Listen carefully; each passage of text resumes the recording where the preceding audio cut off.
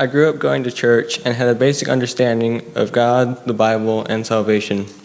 When I was 7, I said a prayer, and for a while, thought I was saved. Later, I heard a sermon that said true Christians bear fruit.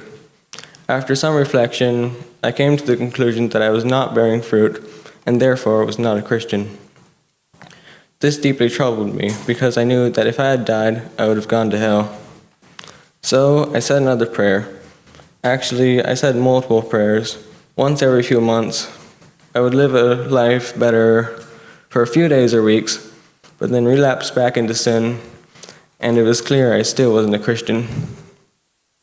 I was selfish, told lies, was easily angered, and was prideful. I said I was a Christian and would try not to sin, because that's what a Christian is supposed to do. But I was living like the Pharisees in Matthew 15:8. These people honor me with the lips, but their heart is far from me. After I had asked God to save me several times, I grew frustrated with him because no matter how much I prayed or how I prayed, he wouldn't save me. Then one day, I realized the problem, that I only wanted to avoid suffering for eternity in hell and didn't desire a relationship with God.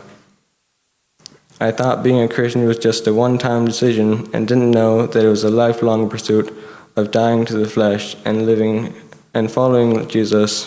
As Luke 9:23 says, "If anyone would come after me, let him deny himself, take up his cross daily, and follow me." So I counted the cost of what I would have to leave behind, and decided to stop living for myself. I realized that the satisfaction sin brings is very fleeting and doesn't compare to the joy and peace that it offers, and that God offers.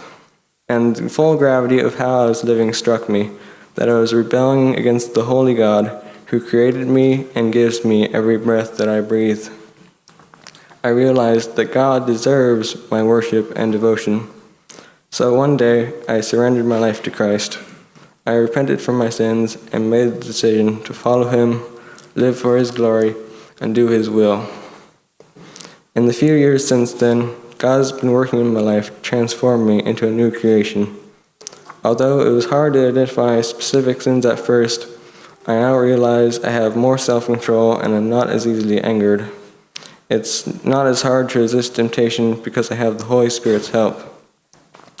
I care for others and love to serve my church family. Jesus has given me the priceless gift of salvation from the bonds of sin, even though I was unworthy of his mercy and love. Now my life is a testament to his saving grace.